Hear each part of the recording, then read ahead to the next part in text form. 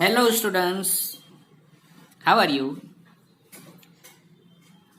Okay, अब मैं सुन तो नहीं सकता आपका रिप्लाई, फिर भी मान लेता हूँ आप अच्छे मूड में ही होंगे। ठीक है, तो चलो इसी अच्छे मूड के साथ क्वेश्चन 4 सॉल्व करते हैं। अगली वीडियो में हमने क्वेश्चन 3 तक सॉल्व किया था। अब आगे बढ़ते हैं question 4। If a and b are distinct integers, prove that a minus b is a factor of a raised to n minus b raised to n whenever n is a positive integer. Right? तो अब हमें ये prove क्या करना है कि a raised to n minus b raised to n का जो भी फैक्टराइज करो तो उसमें एक फैक्टर a माइनस b होता है। देखो, तो दूसरा फैक्टर कौन सा है उससे हमें कोई मतलब नहीं है। ठीक है, तो हम ये लिखेंगे here to prove is what a raise to n minus b raise to n is equal to a minus b into m, where m is what? Another factor, right? Except a minus b. There are so many factors could be, but we know that if we want a minus b as a factor, as a one factor, then another factor can be anything, which we denote by m. See, if you take n equal to 2, a square minus b square, then you know the factors of a square minus b square, which is a minus b into a plus b. Then in that case, m equal to a plus b. If you take n equal to 3, then a cube minus b cube. So the factor of a cube minus b cube is a minus b into a square plus ab plus b square. You know that very well. So the other factor is m. m is equal to a square plus ab plus b square, and one factor is a minus b. Okay, तो ऐसे करके आप लेते जाओ। n की value positive integer है, n is positive integer, तो ये आप एक से शुरू करके लेते जाओ तो एक फैक्टर a माइनस बी और दूसरा फैक्टर चेंज होता जाएगा। तो दूसरा कौन सा है उससे हमें कोई निस्बत नहीं है। ओके, तो अब ये आप छोटे थे तब तक तो आप 2 पावर और 3 पावर के हिसाब से फैक्टर करते थे, फैक्टराइज करते थे। ठीक है, बट आप अब बड़े हो गए हो, है ना? आप बड़े हो गए हो तो अब आपको a raise to n minus b raise to n को फैक्टराइज करना है और उसमें से एक फैक्टर a माइनस b आपको शो करना है। तो कैसे करेंगे, चलो सीखते हैं। बट इसको हमें दिखाना है बाय यूजिंग बाइनोमियल थियरम। तो बाइनोमियल थियरम में अगर आपको ये कैलकुलेशन दिखाना है तो आपके पास होने चाहिए 2 term. You should have 2 terms to expand the terms by using binomial theorem. तो मैंने एक बार समझाया था कि अगर बाइनोमियल थियरम का यूज करके आपको प्रूव करना है तो जो पावर वाली टर्म होती है उसको आपको लेना है। तो यहाँ पे 2 पावर वाली टर्म है, तो अब आप ध्यान में रखिए पॉजिटिव हो उसको आपको चूज करना है। तो वो a रेस टू n है, उसको पसंद करो। a रेस टू n लेकर अब हम ये बाइनोमियल थियरम यूज करेंगे। तो अब भैया a रेस टू n तो ले लिया, बट उसमें 2 टर्म दिखाए कैसे? तो देखो स्टूडेंट्स, देखो भैया, ये 2 टर्म दिखाने के लिए आपको ध्यान में रखना है कि आपको चाहिए क्या? a minus B as a factor. तो a माइनस बी एक टर्म इसमें होनी चाहिए तो ही ये फैक्टर मिलेगा। तो a माइनस बी आपको चाहिए तो लिख लो a माइनस बी एक टर्म। ठीक है, एक टर्म a माइनस बी होनी चाहिए।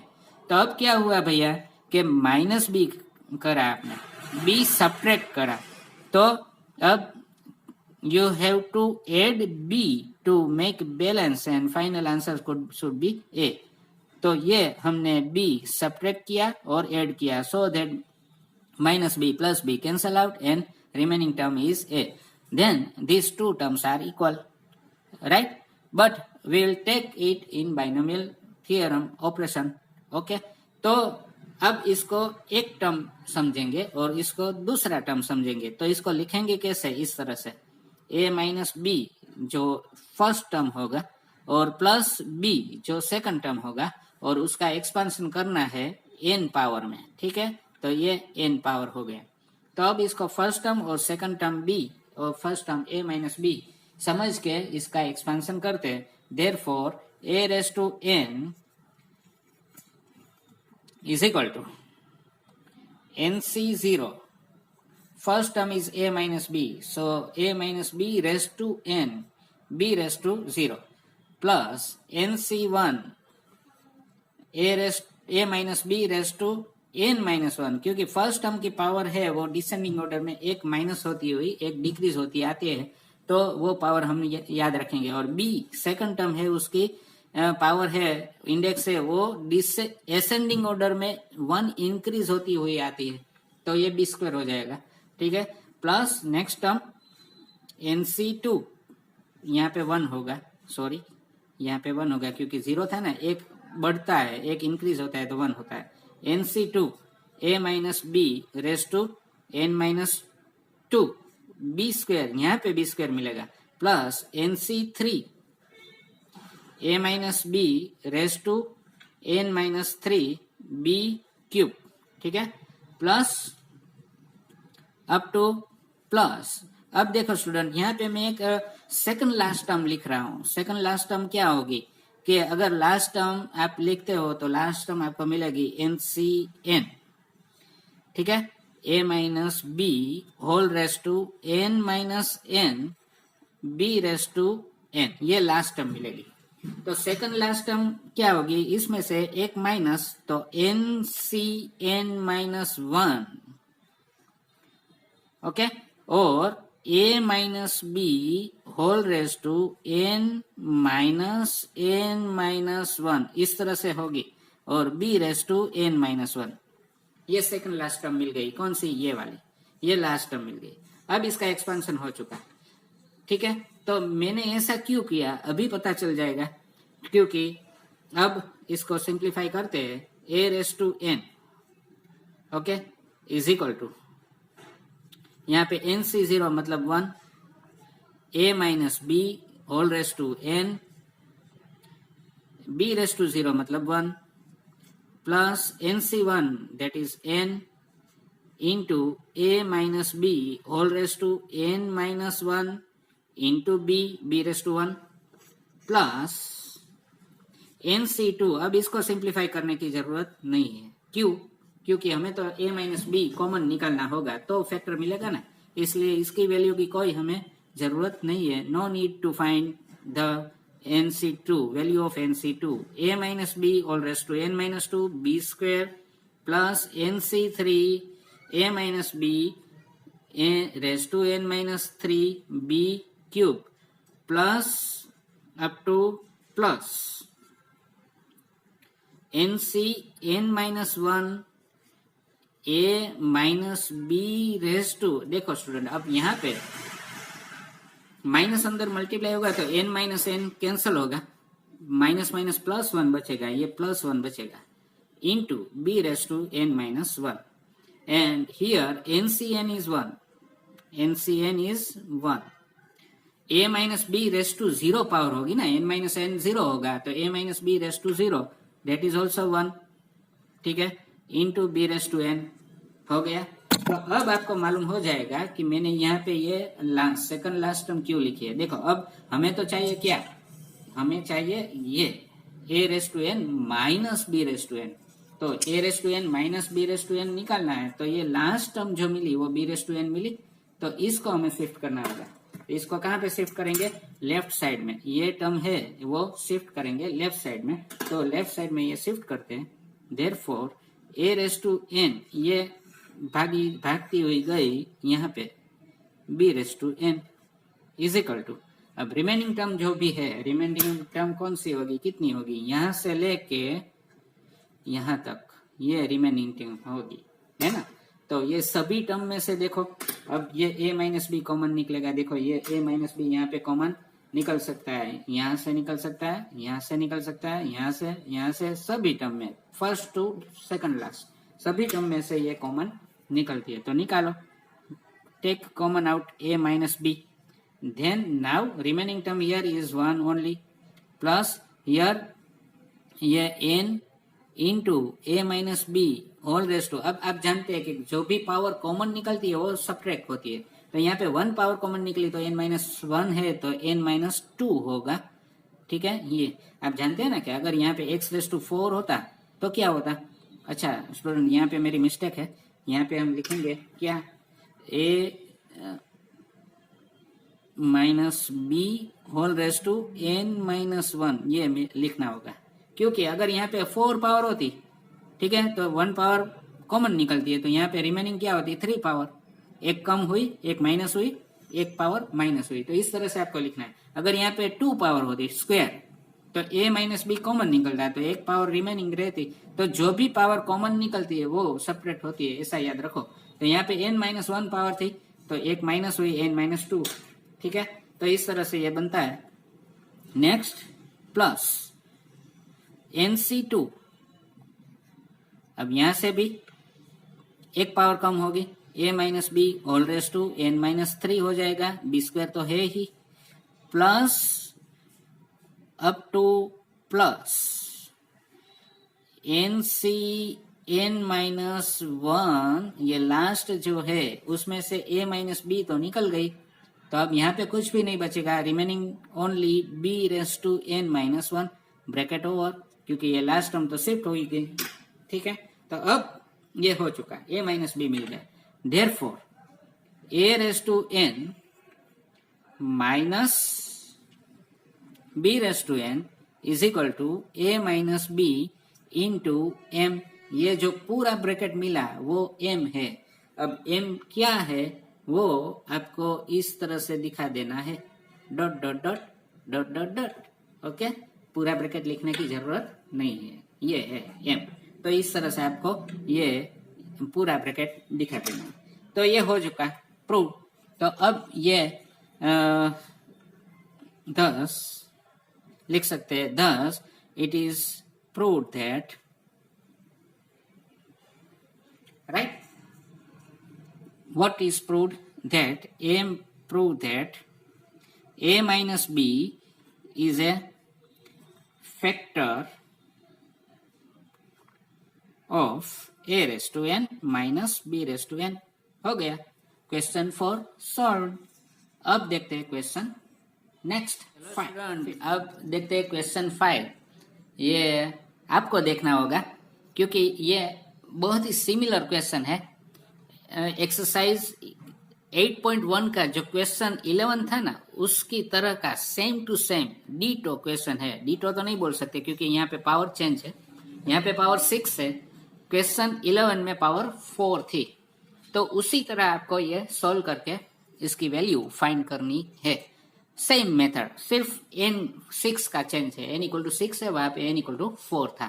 ठीक है, अब क्वेश्चन 6 हम सॉल्व करेंगे, ये आपको खुद करना है, do it your self, DIY, do it your self, okay, ये आपको खुद करना है। तो क्वेश्चन 6 में है find the value of a square plus a under root a square minus 1 raise to 4 plus a square minus under root a square minus 1 raise to 4। ये भी आप कर पाएंगे, बट फिर भी मैं ये आपको सॉल्व करके दिखाता हूँ।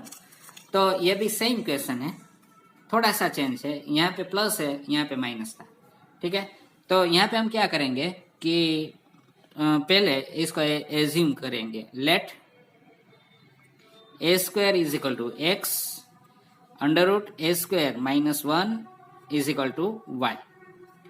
ठीक है, इस तरह से एज्यूम करते हैं तो हम ये आसानी से इजीली सॉल्व कर पाएंगे।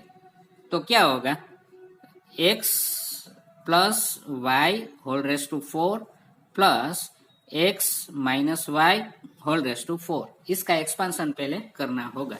तो ये एक्सपांशन दिखाते हैं, तो एक्सपांशन कैसा होगा, 4c0, first term is x raise to 4, second term is y raise to 0 plus 4c1 x raise to 3 y raise to 1 plus 4c2 x square y square. ठीक है, plus 4c3 x⁻1 y cube plus 4c4 x⁻0 y⁻4। तो ये first bracket का expansion हो चुका है। देखो ये फर्स्ट ब्रैकेट है जो इसका एक्सपांशन है। कौन सी? फर्स्ट टर्म जो है ना उसका x प्लस y⁻4 का एक्सपांशन ये हो गया। अब remaining is expansion of x-4। ठीक है, तो x-4 का एक्सपांशन दिखाते हैं। बीच में प्लस है तो प्लस लिखते हैं और ये ब्रैकेट यहाँ पे मिल जाएगा। कौन सा? 4c0, same to same 4c0। But ख्याल ये रहे कि यहाँ पे माइनस है तो दूसरी टर्म माइनस है, तो जब भी ऑड पावर आए तो वो टर्म आपको माइनस लिखनी है। सिर्फ इतना ख्याल में रहे तो ये इस तरह से होगा। अब ऑड पावर, सो 4c1 x³ y⁻1, ये ऑड पावर में इस तरह से लिखा जाता है, माइनस लिखा जाता है। प्लस 4c2 इवन पावर है तो प्लस ही रहने दीजिए, क्योंकि ये एक्सपांशन में आपने समझ लिया था, जब एक्सपांशन समझे तब। 4c3 x⁻1 y³ अब ये भी इवन पावर है y की तो माइनस लिखो। Plus 4c4 x⁻0। यहाँ पे याद रखना है कि y की पावर ध्यान में लेनी है, x की नहीं। y, क्योंकि y नेगेटिव है ना, y नेगेटिव, y के आगे माइनस साइन है, तो y की पावर ओड आती है तो आपको आगे माइनस लिखना है। ठीक है, तो अब ये हो चुका है। अब इसको सिंप्लीफाई करते हैं, तो सिंप्लीफाई करते हैं तो 4c0 1 होगा, x⁻4 y⁻0 भी 1 होगा, प्लस 4c1 4 होगा, x³ इंटू y। ठीक है, इस तरह से लिखा जाएगा। प्लस 4c2 6 होगा ना, 4c2 6 आप कैलकुलेट करके देख सकते हैं, x² y² प्लस 4c3 4 होता है, xy³। ठीक है, और लास्ट टर्म 4c4 तो 1 होगा, 1 इंटू 0 पावर भी 1 होगा, इंटू y⁻4, इस तरह से लिखेंगे। फिर बाद में अब ये ब्रैकेट रिमूव करता हूं तो रिमेनिंग टर्म है वो लिखेंगे ब्रैकेट के अंदर की, तो इस तरह से होगी 1 x⁻4 इंटू 1, ये माइनस है, सिमिलर टर्म आएगी क्योंकि सेम, सिर्फ साइन चेंज होगी। 6 x² y² माइनस 4 xy³ और प्लस 1 इंटू y⁻4। तो अब देखो स्टूडेंट, अब क्या होगा, ये ऑपोजिट साइन वाली टर्म है, एक तो है प्लस 4x³ और दूसरी माइनस 4x³, वो कट हो जाएगी, कैंसिल। यहाँ पर भी प्लस 4xy³ माइनस 4xy³ ये कट हो जाएगी, कैंसिल। तो रिमेनिंग जो टर्म है उसमें हम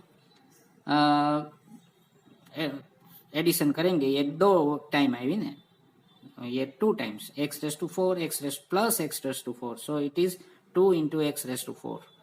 देन ये 6x² y² plus 6x² y², 6 plus 6 12, तो प्लस 12x² y² होगा। देन लास्ट y⁻4 तो 2 टाइम्स, दैट इज 2y⁻4। अब क्या करना है, ये x और y की वैल्यू जो हमने एज्यूम की थी वो वापस रखनी है। तो replace the value of x and y by a² and √a² - 1 respectively. तो क्या होगा, now replacing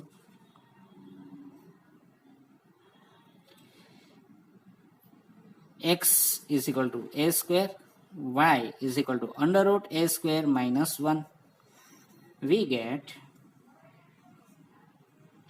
what? We get a² plus √a² - 1 whole square plus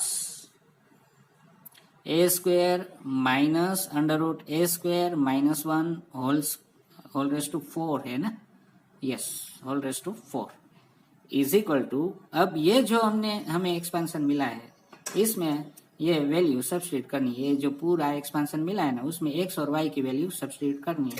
तो यह कर देते हैं 2 into A square raise to 4 plus 12 into A square raise to 2, क्योंकि यहाँ पे स्क्वेयर है। y की वैल्यू है under root A square minus 1 raise to 2 plus 2 into y की value under root A square minus 1 whole raise to, यहाँ पे 4 power है तो 4, बस रिप्लेस कर दिया। अब इसको सिंप्लीफाई करेंगे, तो सिंप्लीफाई करते हैं तो क्या मिलता है 2 इंटू ए रेज टू 4 2 जार 8 plus 12 into A square square 2 2 जार 4। देन यहाँ पे स्क्वेयर रूट का स्क्वेयर है तो स्क्वेयर रूट रिमूव हो जाता है, आप जानते हैं ए स्क्वेयर माइनस 1 मिलेगा प्लस यहाँ पे 2। अब ये देखो स्टूडेंट कि ये पावर क्या होगी, 1/2 पावर होगी ना, स्क्वायर रूट मतलब हाफ पावर 1/2 पावर, तो 1/2 into 4 that is equal to 2। तो यहाँ पे स्क्वायर रूट रिमूव हो जाएगा और ए स्क्वायर माइनस 1 की 2 पावर मिलेगी, index 2।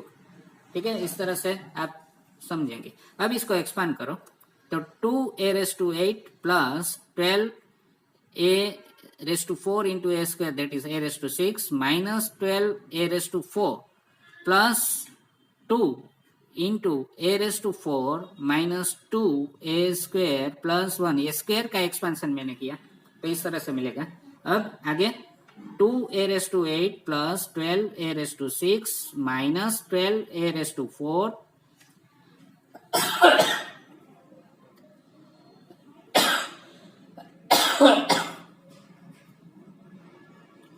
Plus 2 a raise to 4 minus 2 2 जार 4 a स्क्वेयर प्लस 2। तो फाइनल आंसर हमें मिलेगा 2 a raise to 8 plus 12 a raise to 6 minus 12 a raise to 4 plus 2 a raise to 4 that is minus 10 a raise to 4 minus 4 a square plus 2, ये final answer मिला answer. ठीक है, तो इस तरह से ये क्वेश्चन 6 सॉल्व हुआ। ठीक है, अब ऐसे कोई भी क्वेश्चन आए तो आपको सॉल्व करने में कोई दिक्कत नहीं रहेगी, you will easily solve this type of questions. तो जेडब्ल्यू में इस टाइप के क्वेश्चन होते हैं तो आपको इस तरह से सॉल्व करने हैं, फटाफट करने हैं ताकि आप सही आंसर ढूंढ पाए। अब लेट अस सॉल्व क्वेश्चन। सब सॉल्व करते हैं क्वेश्चन 7, ऑब्जेक्टिव टाइप क्वेश्चन है बट इसमें न्यू थिंग है क्या कि इसमें कहा गया है अप्रोक्सीमेशन, मतलब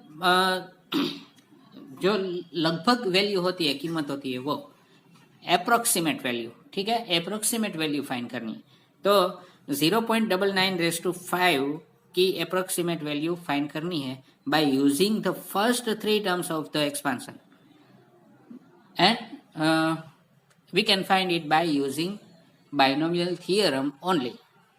Okay, so let us find. We have 0.99 raised to 5, तो binomial theorem में इसको solve करना है by using binomial theorem, then you have to split it in 2 terms so that one term में इजी टू कैलकुलेट और दूसरी term जो भी आप रख सकते हैं। तो ये यहाँ पे हम लेंगे 1 माइनस 0.01 होल रेज टू 5, इस तरह से लेंगे। ठीक है, तो अब इसको एक्सपांड करते हैं, इसको एक्सपांड करेंगे ये फॉर्मूला के आधार पर by using this formula 1 minus X raise to n is equal to NC0 x raise to n minus x raise to 0 minus NC1 x raise to 1 plus NC2 x square minus NC3 x cube. यहाँ पे आपको ख्याल में रखना है कि जब भी ओड पावर मिले तो माइनस साइन लगानी है, NCn x raise to n। अब यहाँ पे मैंने -1 रेज टू n क्यों लिखा, क्योंकि अगर n ओड है तो माइनस साइन आएगी, अगर n इवन है तो प्लस साइन मिलेगी। ठीक है, इसलिए मैंने यहाँ पे मल्टीप्लिकेशन में -1 रेज टू n दिखाई। अब इसका यूज करके यहाँ पे x इक्वल टू 0.01 हम लेंगे by taking x equal to 0.01 and n equal to 5. 1 जो एक्सपेंशन मिलेगा वो 0.99 रेस टू 5 का होगा, तो इसलिए मैं यही लिख रहा हूं। तो 5c0 0.01 raise to 5 raise to 0 sorry minus 5c1 0.01 raise to 1 plus 5c2 0.01 raise to 2 minus 5c3 0.01 raise to 3 plus 5c4 0.01 raise to 4 minus 5c5। अगर ऑड पावर है तो आपको माइनस लगाना है, इतना सा याद रखो, क्योंकि ये यहाँ पे ये माइनस है ना, इसलिए। अब इसको सिंप्लीफाई करते हैं। तो अच्छा स्टूडेंट, यहाँ पे देखो मैंने पूरा एक्सपेंशन कर दिया। अगर ये बड़ी पावर होती, यहाँ पे सपोज 15 पावर होती और आपको बोला गया होता कि find the approximation using first 3 terms, तो हमें तो सिर्फ फर्स्ट 3 टर्म का ही यूज करना है ना, तो फर्स्ट 3 टर्म ही लिखनी है, बाकी की जो भी एक्सपेंशन के टर्म्स है वो डॉट डॉट डॉट करके छोड़ देना है, ठीक है। तो क्योंकि उसका कोई मतलब नहीं, we need not to write that all the terms because we don't utilize it in the finding of that particular number's value. Okay, तो अब यहाँ पे तो छोटी पावर थी इसलिए मैंने पूरा एक्सपेंशन कर दिया, बट आगे मैं नहीं लिखूंगा क्योंकि सिर्फ फर्स्ट 3 टर्म का ही हमें उपयोग करना है। We will use only first 3 terms. तो एक्सपांड करते हैं 5c0 इज 1 एंड यहाँ पे भी 0 पावर है तो 1 ही मिलेगा। ओके, तो 1 into 1 minus 5c1 is 5 into 1 power of 0.01 is 0.01 plus 5c2 is 10, आप ये फाइंड कर सकते हैं, 10 into square of 0.01 that is 0.0001। ठीक है, यहाँ पे 2 डेसिमल वैल्यूज है तो स्क्वायर होते ही 4 हो जाती है, 4 डेसिमल वैल्यूज होती है, तो ये हमने लिख लिया। अब आगे ये 3 टर्म्स का ही हमें यूज करना है, तो आगे कुछ नहीं लिखना है, माइनस डॉट डॉट डॉट खत्म, ये आपको दिखा देना है। ओके, तो minus plus dot dot dot your full stop is equal to, आगे इसका एक्सपेंशन करो, वैल्यू फाइंड करो, 1 into 1 1 minus 5 into 0.01 that is 0.05 और minus plus 10 into 0.0001 that is, अगर 10 मल्टीप्लाई होता है तो यहाँ पे 10 1 10 होगा, तो आंसर हमें मिलेगा 0.0010। ठीक है, तो 4 डेसिमल पॉइंट लगाना है। तो अब इसको सिंप्लीफाई करेंगे तो हमें 1 minus 0.01 that is 0.995 or plus this, so that we can take value 951. So this is the approximation of 0.99 raised to 5 required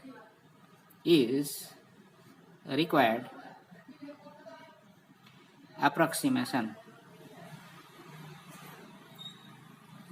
Okay, तो ये हो चुका क्वेश्चन 7 सॉल्व। अब आपको होमवर्क में एक इलस्ट्रेशंस जो है, एग्जांपल्स, टेक्स्ट बुक एग्जांपल्स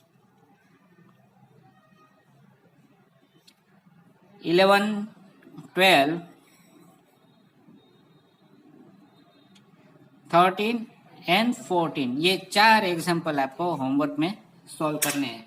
आपको पहले उसका सॉल्यूशन समझना है, फिर उसको आपकी जो बुक होती है, फेयर बुक या क्लासवर्क बुक, उसमें लिखना है। ठीक है, तो पहले समझोगे फिर लिखोगे तो उसको अच्छी तरह से आप प्रिपेयर कर पाओगे। सभी एग्जांपल्स इंपॉर्टेंट है फॉर जेईई पर्पस। ओके, तो ये आप करेंगे, मुझे पक्का विश्वास है। ठीक है, तो अब इस वीडियो में यहाँ पे रुकते हैं, क्योंकि अगर मैं दूसरा आगे का सम सॉल्व करूँगा तो वीडियो बहुत ही लंबी हो जाएगी, तो ये यहाँ पे ख़त्म करते हैं। तो अगली मिलते हैं अगली वीडियो में आगे के क्वेश्चन 8 के साथ। अगली वीडियो में हम ये एक्सरसाइज ख़त्म करेंगे। So till then, take care of yourself, bye bye and see you.